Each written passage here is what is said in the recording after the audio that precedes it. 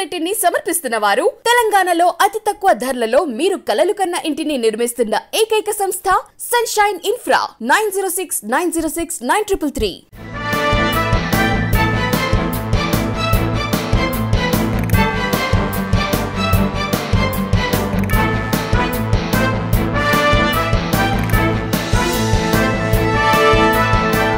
నమస్తే, welcome to V3 news. లక్ష్యం సమాజహితం. నేను తులసిరామ్. ముందుగా బులెటిన్ హెడ్లైన్స్. ప్రజా సంక్షేమ యాత్రకు ప్రజల నుండి విశేష స్పందన. 3వ రోజు 13 కిలోమీటర్ల మేర పాదయాత్ర చేయనున్న బండి సంజయ్. గాంధీ భవన్లో తెలంగాణ కాంగ్రెస్ సీనియర్ లీడర్ల సమావేశం. హుజురాబాద్ కాంగ్రెస్ అభ్యర్థిపై కీలక చర్చ.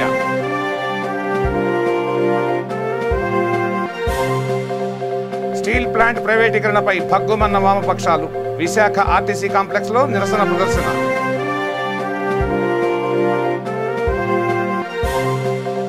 మూసాపేటలో అన్నపూర్ణ క్యాంటీన్ షెడ్ ప్రారంభోత్సవం. హాజరైన ఎమ్మెల్యే మాధవరం కృష్ణారావు.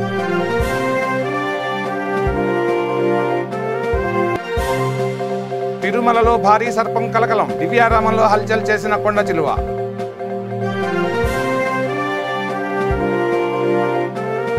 ఇక డీటెయిల్స్లోకి వెళ్తే, తెలంగాణలో బీజేపీ పార్టీని బలపరిచేందుకు ఆ పార్టీ రాష్ట్ర అధ్యక్షుడు బండి సంజయ్ చేపట్టిన ప్రజా సంగ్రామ యాత్రకు మొదటి 2 రోజుల్లో ప్రజల నుండి మంచి స్పందన లభించింది. నేటితో ఆ ప్రజా సంగ్రామ యాత్ర 3వ రోజుకు చేరుకుంది. చార్మినార్ భాగ్యలక్ష్మి టెంపుల్ నుంచి పాదయాత్రను ప్రారంభించిన బండి సంజయ్ 2వ రోజు గోల్కొండ కోట దగ్గర బహిరంగ సభ నిర్వహించారు. 2023 ఎన్నికల్లో గోల్కొండ కోటపై కాషాయ జెండా ఎగరవేస్తామని ధీమా వ్యక్తం చేశారు. ఇక నేడు సంజయ్ పాదయాత్ర 3వ రోజుకు చేరుకోగా టిప్పుఖాన్ బ్రిడ్జ్, లంగర్ హౌస్, ఆర్ఎంఐ సమ్మ దర్శనం తర్వాత సభ నిర్వహించి లంచ్ బ్రేక్ ఇవ్వనున్నారు. ఆ తర్వాత అజీజ్ నగర్ మీదుగా హిమాయత్ నగర్ వరకు పాదయాత్ర సాగనుండగా ఈరోజు మొత్తంగా 13 కిలోమీటర్ల పాదయాత్ర నడుస్తారు.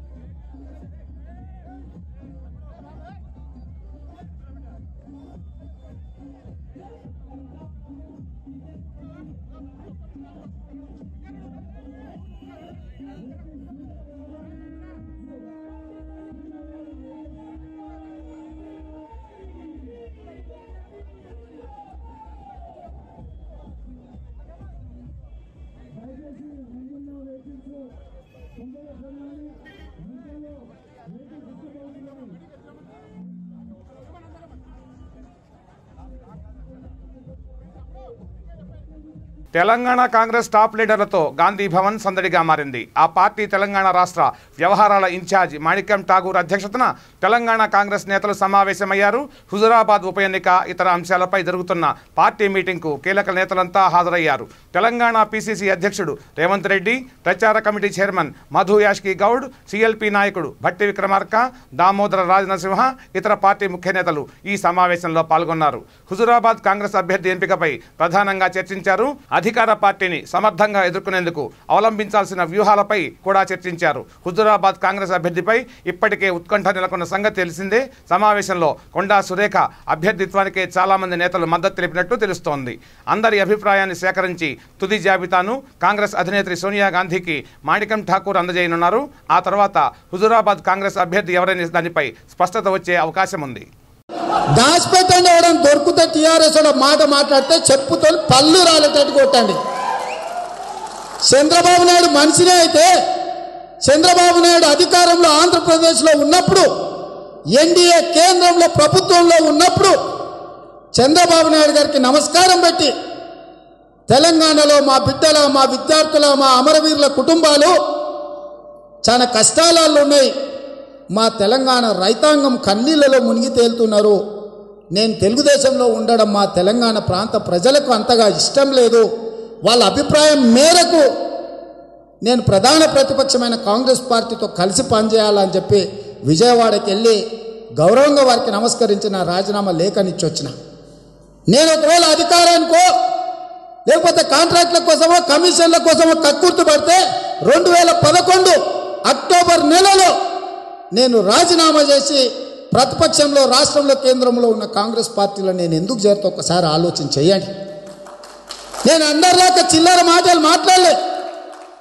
పార్టీ వదిలేస్తే పార్టీ పెద్దల్ని నోటికొచ్చినట్టు మాట్లాడే సంస్కృతి భిన్నంగా నేను ఆ పార్టీలో ఆ కార్యకర్తలు కష్టపడి స్థాయికి వచ్చిన ఆ పార్టీ పట్ల నాకు గౌరవం ఉంది, అభిమానం ఉంది, కార్యకర్తల పట్ల ప్రేమ ఉంది. కానీ మా తెలంగాణలో ఉన్న ప్రత్యేకమైన పరిస్థితులతోనే నేను ఆ పార్టీని వదిలి తెలంగాణ ఇచ్చిన 60 ఏళ్ల తెలంగాణ కళను సాకారం చేసిన శ్రీమతి సోనియా గాంధీ గారికి అండగా నిలబడి కాంగ్రెస్ పార్టీ వేదిక మీద నుంచి ఈ తెలంగాణ రాష్ట్రానికి పట్టిన గులాబీ చీడను వదిలించడానికి నేను కాంగ్రెస్ పార్టీలకు వచ్చిన.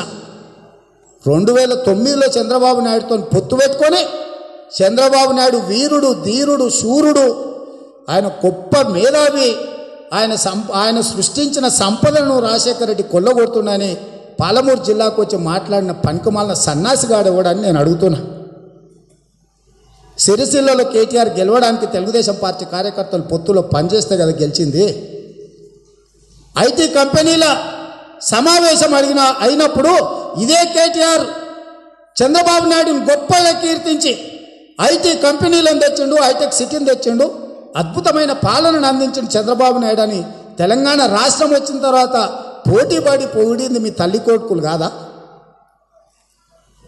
ఇవాళ ప్రతిపక్ష పార్టీ అయి ఉండొచ్చు, పక్క రాష్ట్రం నాయకుడు అయి ఉండొచ్చు చంద్రబాబు. వైజాగ్ స్టీల్ ప్లాంట్ ప్రైవేటీకరించాలన్న కేంద్రం నిర్ణయంపై కార్మికులు, వామపక్ష నాయకులు భగ్గుమన్నారు.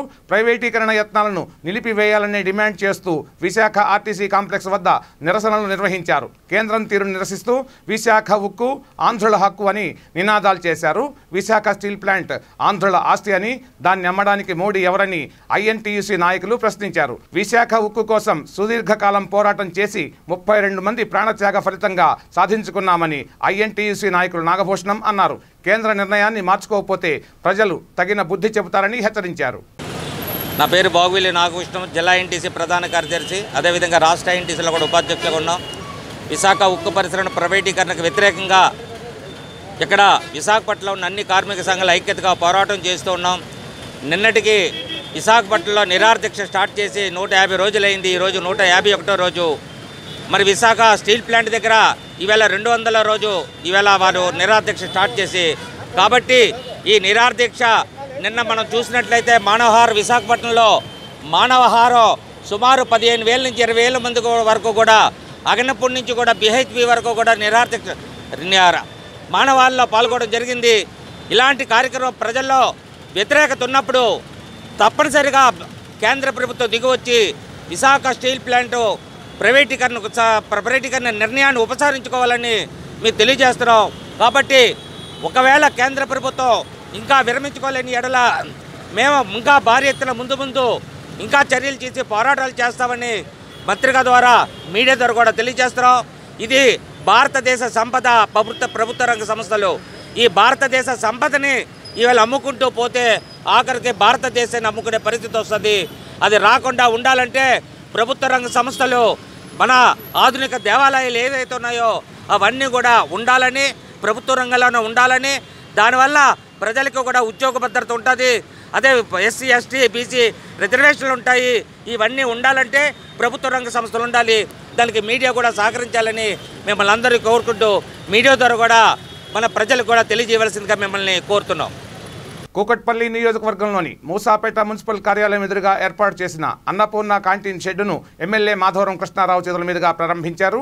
ఈ సందర్భంగా వారు మాట్లాడుతూ తెలంగాణ రాష్ట్రం ఏర్పడిన నాటి నుండి జీహెచ్ఎంసీ పరిధిలో అన్నపూర్ణ క్యాంటీన్లో ప్రారంభించినప్పటికీ మొట్టమొదటిసారిగా కూర్చొని భోజనం చేయడానికి వీలుగా విశాలమైన షెడ్ను ఏర్పాటు చేశామన్నారు. అదేవిధంగా నియోజకవర్గంలోని ప్రతి డివిజన్లో ఇదే మాదిరిగా క్యాంటీన్ షెడ్లు ఏర్పాటు చేస్తామని ఎమ్మెల్యే తెలిపారు.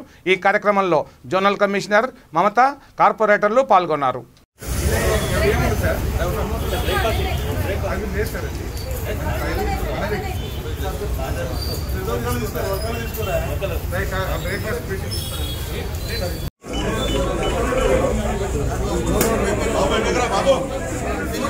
తిరుమల దివ్యారామం నర్సరీ వద్ద భారీ కొండచిలువ కలకలం రేపింది. వెంటనే కొండచిలువను గుర్తించిన భక్తులు భయంతో పరుగులు తీశారు. వెంటనే టీటీడీకి సమాచారం ఇవ్వగా పాములు పట్టే ఉద్యోగి భాస్కర్ నాయుడుకి సమాచారం ఇచ్చారు.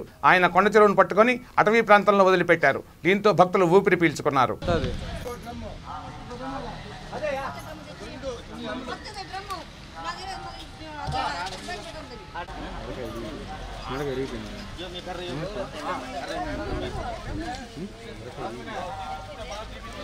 ఏం లేదు అట్నే బయటకు వెళ్తాను కప్పలు మెంగుంటుంది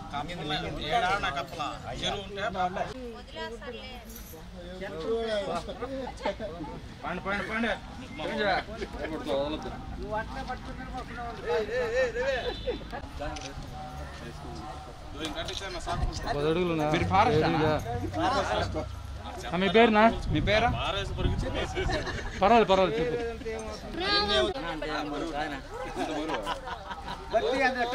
బరువునా పట్టలేవా చూడా కట్టేపడు కట్టేపడు దూరం పెట్టుకోయా నువ్వు నాకు అంతే అది ఆ చోపు ఏదో ఉన్నది కాలు దూరం పెట్టుకోయా ఉంది గురు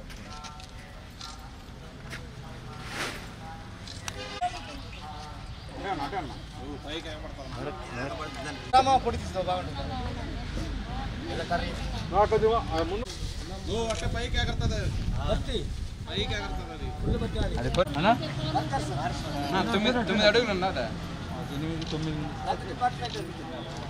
8 ఇరిగిపోయినట్టుంది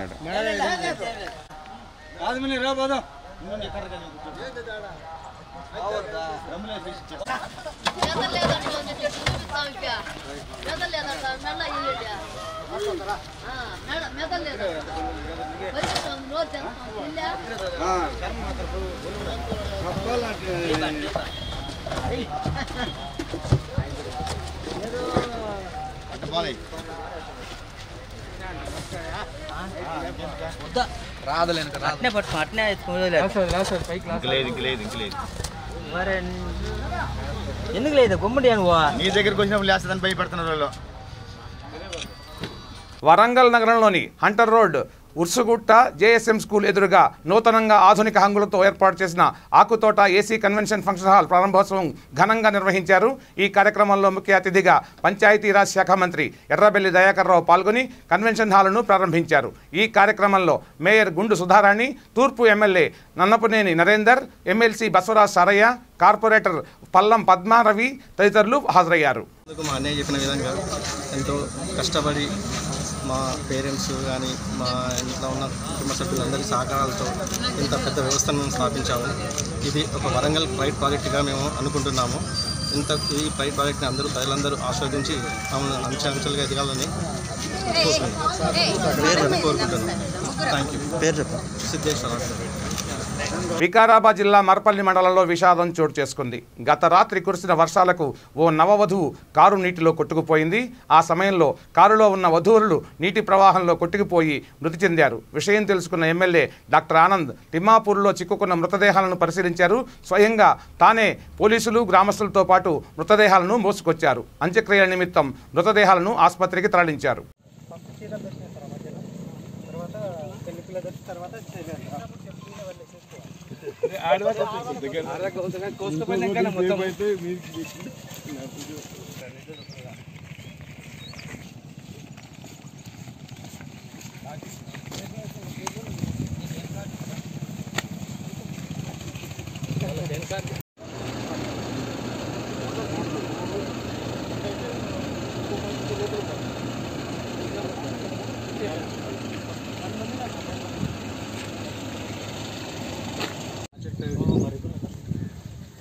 నడవాలి సార్ చెప్పులు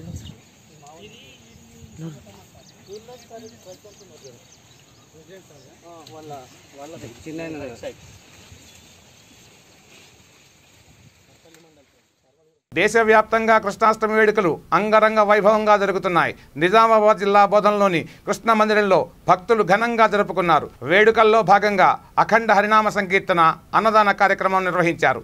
ఈ సందర్భంగా బోధన్ శాఖ ఇస్కాన్ ధర్మకర్త ప్రదీప్ గుప్తా మీడియాతో మాట్లాడారు. భక్తులందరూ వేడుకల్లో పాల్గొని శ్రీకృష్ణుని ఆశీస్సులు అందుకోవాలని కోరారు.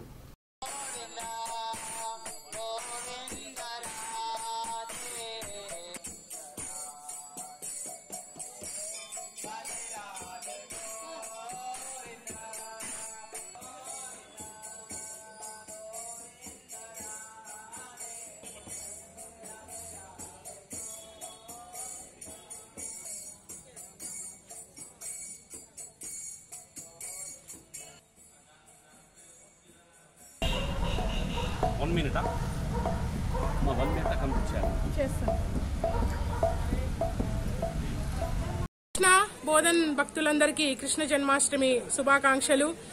బోధన్ పట్టణంలో గల రాధాకృష్ణ మందిరంలో ఈరోజు జన్మాష్టమి వేడుకలు అంగరంగ వైభవంగా మొదలైనవి. జరుగుతూ ఉన్నాయి. మీరందరూ వచ్చి మీ సేవను అందించి రాధాకృష్ణుల కృపకి పాత్రులవ్వగలరని కోరుతున్నాము. ఈరోజు మధ్యాహ్నం నుంచి ఉట్టి సెలబ్రేషన్స్ ఉంటాయి. మళ్ళీ తర్వాత అభిషేకము, హరినామ సంకీర్తన, అఖండ హరినామ సంకీర్తన, అన్నదాన కార్యక్రమం మధ్యాహ్నం 1 గంట నుంచి రాత్రి 10 గంటల వరకు నిరంతరము జరుగుతూనే ఉంటుంది. శ్రీకృష్ణుల వారి ప్రసాదం అది. దయచేసి అందరూ వచ్చి స్వీకరించగలరు. అంతేకాకుండా రాధాకృష్ణుల వారి మహా అభిషేకం కూడా ఉంటుంది. దయచేసి మీరందరూ వచ్చి ఆ చరణామృతాన్ని తీసుకొని మీ జన్మని ధన్యం చేసుకోగలరని కోరుతున్నాం. హరే కృష్ణ. కృష్ణాష్టమి శుభాకాంక్షలు. యావత్ ప్రపంచాన్ని కృష్ణుడి గురించి కానీ భగవద్గీత గురించి కానీ క్లుప్తంగా తెలియవచ్చే ఏకైక సంస్థ ఇస్కాన్. ప్రపంచ దేశాల్లో ఇంగ్లీష్ తప్ప వేరే భాషను మాట్లాడకుండా సంస్కృతాన్ని, తెలుగు భాషని, భగవద్గీతలో ఉన్న సారాంశాన్ని తెలియపరుస్తున్న ఇస్కాన్ వారికి మా శుభాకాంక్షలు. రాధాకృష్ణ మందిరంలో ఎంతో వైభవంగా జరుపుతున్న కృష్ణాష్టమికి మీ అందరూ ఆహ్వానితులే. అందరూ రండి, కృష్ణుడి కృపకు కటాక్షులు రండి. ధన్యవాదాలు. నిత్యం అనారోగ్య కారణాలతో ఆసుపత్రిని ఆశ్రయించే ప్రజలు ఆసుపత్రుల్లో సరైన వసతులు లేక ఇబ్బందులు పడుతున్నారు. యాదాద్రి భువనగిరి జిల్లా రామన్నపేట మండలంలోని ఏరియా ఆసుపత్రికి పలు గ్రామాల నుండి ప్రజలు వైద్యం నిమిత్తం వస్తుంటారు. అయితే ఆసుపత్రిలో అధికారుల నిర్లక్ష్యం ప్రజల పాలిట పెనుశాపంగా మారింది. ఆసుపత్రి ఆవరణలో వర్షపు నీరు చేరి దోమల బెడద ఎక్కువైంది. దీంతో రోగులు దోమకాటుతో కొత్త రోగాలను కొని తెచ్చుకుంటున్నారన్నారు. వర్షాకాలంలో సీజనల్ వ్యాధులు ప్రబలే అవకాశం ఉండడంతో ప్రజలు తీవ్ర ఆందోళనకు గురవుతున్నారు. త్వరగా అధికారులు స్పందించి ఆసుపత్రి ఆవరణలో చెరువులను తలపిస్తున్న నీటి కుంటలను పూడ్చి సరైన చర్యలు తీసుకోవాలని కోరుతున్నారు.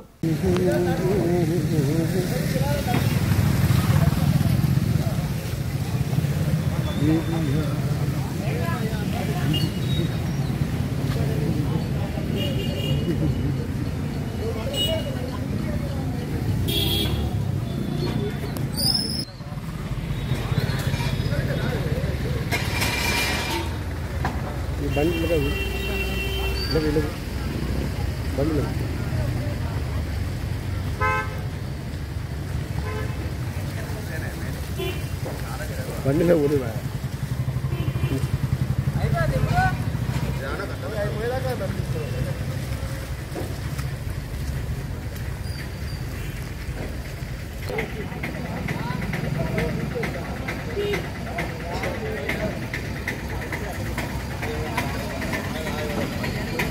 పెద్దపల్లి జిల్లా గోదావరి ఖనిలో సింగరేణిలోని పలు విభాగాల్లో పనిచేస్తూ ప్రమాదంలో మరణించిన గాయపడిన కార్మికుల కుటుంబ సభ్యులతో సిఐటియు నాయకులు సమావేశం నిర్వహించారు. ఈ కార్యక్రమంలో సింగరేణి కాంట్రాక్ట్ కార్మికుల సంఘం రాష్ట్ర ప్రధాన కార్యదర్శి Madhu, Singareni collieries employees union రాష్ట్ర అధ్యక్షులు తుమ్మల రాజారెడ్డి, జిల్లా అధ్యక్షులు వేల్పుల కుమారస్వామి హాజరయ్యారు. నష్టపోయిన కార్మిక కుటుంబ సభ్యులు తాము పడుతున్న బాధలను సంఘం దృష్టికి తీసుకువచ్చారు. సింగరేణికి సేవలు చేసి తమ విలువైన ప్రాణాలను సైతం ధారపోసిన కాంట్రాక్టు కార్మికులకు నష్టపరిహారంగా 40 లక్షల రూపాయలు ఇస్తామని సింగరేణి డైరెక్టర్ హామీ ఇచ్చారని, దాన్ని ఇంతవరకు అమలు చేయకపోవడం ఎంతవరకు సమంజసమని ప్రశ్నించారు. ఒకరికి 20 లక్షలు, మరో ముగ్గురికి 25 లక్షల రూపాయలు ఇచ్చి చేతులు దులుపుకున్నారని అన్నారు. ఒకే సింగరేణిలో ఒకే విధానం అంటూ 2 రకాల విధానాలను ఎందుకు అమలు చేస్తున్నారని అన్నారు. ఇప్పటికైనా మరణించిన కాంట్రాక్టు కార్మికుల కుటుంబాలకు ఉద్యోగం, రావాల్సిన పూర్తి నష్టపరిహారం అందించాలని, లేకుంటే భవిష్యత్తులో ఆందోళన కార్యక్రమాలు చేస్తామని అన్నారు. వివిధ మైన్ ప్రమాదంలో మరణించినటువంటి కాంట్రాక్ట్ కార్మికుల యొక్క కుటుంబాలని ఆదుకోవడంలో, వాళ్ళకు నష్టపరిహారం చెల్లించడంలో, అలాగే వాళ్ళ కుటుంబాలకు ఉపాధి కల్పించడంలో, ఆయా సందర్భాలలో జరిగిన ఒప్పందాలని అమలు చేయడంలో సింగరేణి యాజమాన్యం తీవ్ర నిర్లక్ష్యంగా వ్యవహరిస్తూ ఉంది.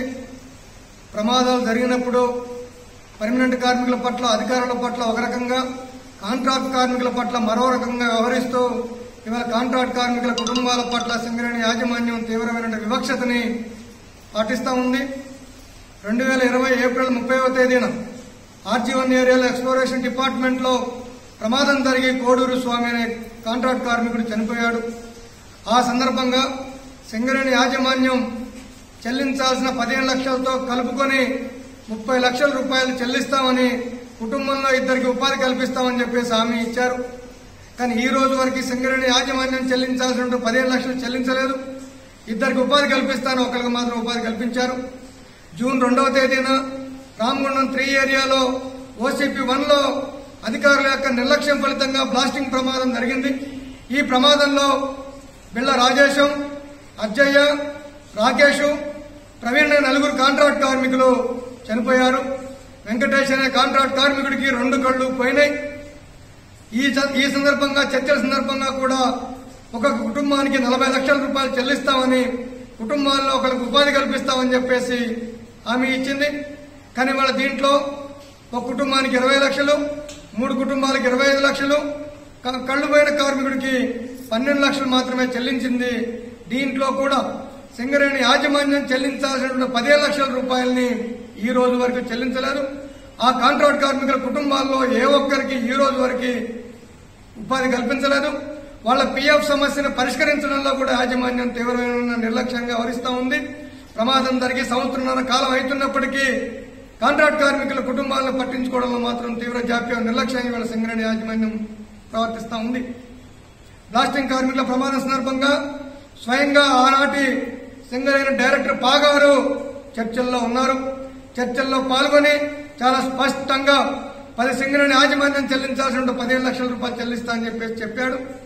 అంతేకాదు ఇటీవల JBCCI సమావేశాల సందర్భంగా కూడా అన్ని కార్మిక సంఘాలు కాంట్రాక్ట్ కార్మికుల ప్రమాదం సంబంధించి, కరోనాకు సంబంధించి చనిపోయిన వాళ్ళకి 15 లక్షల. కరీంనగర్ జిల్లా జమ్మికుంట ప్రెస్ క్లబ్ లో వడ్డెర సంగమం నాయకులు మీడియా సమావేశం నిర్వహించారు. తెలంగాణ రాష్ట్రంలో నిరుపేదలుగా జీవిస్తున్న ప్రతి వడ్డెర కుటుంబానికి 10 లక్షల రూపాయల ఆర్థిక సహాయం అందించాలని రాష్ట్ర వడ్డెర సంఘం అధ్యక్షుడు పల్లపు సమ్మయ్య ప్రభుత్వాన్ని డిమాండ్ చేశారు. పారిశ్రామికీకరణ వలన కులవృత్తి అయిన రాయి, మట్టి పనులు వడ్డెరలకు అంతరించిపోతున్నాయని ఆవేదన వ్యక్తం చేశారు. కుటుంబ పోషణకు ట్రాక్టర్లు, ఆటోలు, JCBలను ప్రైవేట్ ఫైనాన్స్లలోనూ తీసుకుంటున్నామని, వాటికి అధిక వడ్డీలు కడుతూ ఆర్థికంగా చాలా ఇబ్బందులకు గురవుతున్నారని, వడ్డెరలు ఆర్థికంగా అభివృద్ధి చెందడానికి వడ్డెర ఫెడరేషన్ ద్వారా 10 లక్షల ఆర్థిక సహాయం అందించాలని ప్రభుత్వాన్ని కోరారు.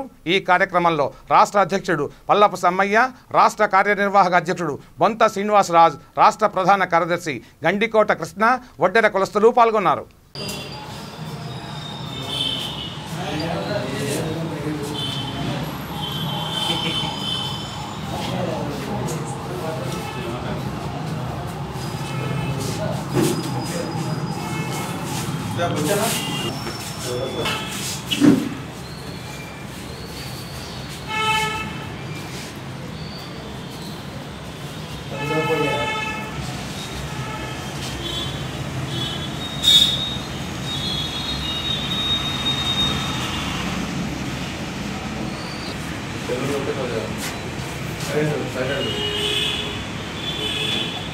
ఇవి ఈ బులెటిన్ విశేషాలు. బులెటిన్ ముగించే ముందు హెడ్లైన్స్ మరోసారి. ప్రజా సంక్షేమ యాత్రకు ప్రజల నుండి విశేష స్పందన. 3వ రోజు 13 కిలోమీటర్ల మేర పాదయాత్ర చేయనున్న బండి సంజయ్. గాంధీ భవన్లో తెలంగాణ కాంగ్రెస్ సీనియర్ లీడర్ల సమావేశం. హుజూరాబాద్ కాంగ్రెస్ అభ్యర్థిపై కీలక చర్చ.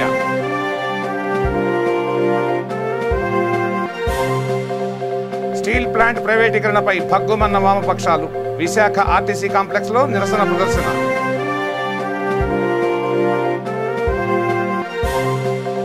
మూసాపేటలో అన్నపూర్ణ క్యాంటీన్ షెడ్ ప్రారంభోత్సవం. హాజరైన ఎమ్మెల్యే మాధవరం కృష్ణారావు.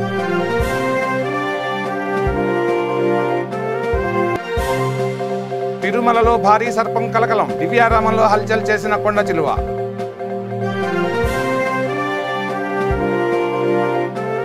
చూస్తూనే ఉండండి V3 న్యూస్, లక్ష్యం సమాజహితం.